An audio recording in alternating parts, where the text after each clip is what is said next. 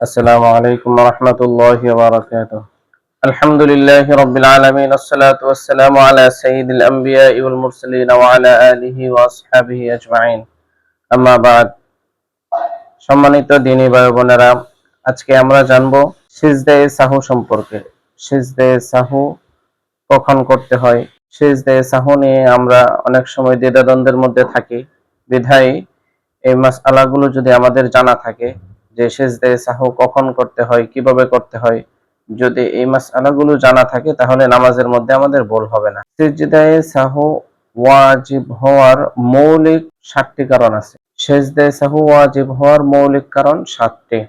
Number ১, নামাজের কোনো ওয়াজিব ভুলে ছেড়ে দিলে।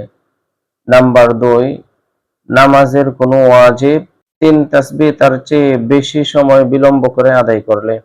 নাম্বার ৩, নামাজের কোনো ওয়াজিব নিয়ম বহির্ভূতভাবে আদায় করলে।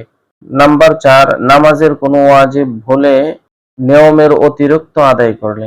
নাম্বার ৫, নামাজের কোনো রুকুন ৩ তাসবিহ বা তার চেয়ে বেশি সময় বিলম্ব করে আদায় করলে। নাম্বার ৬, নামাজের কোনো রুকুন নিয়মের অতিরিক্ত আদায় করলে। নাম্বার ৭, নামাজের কোনো রুকুন আগ-পিছ করে আদায় করলে।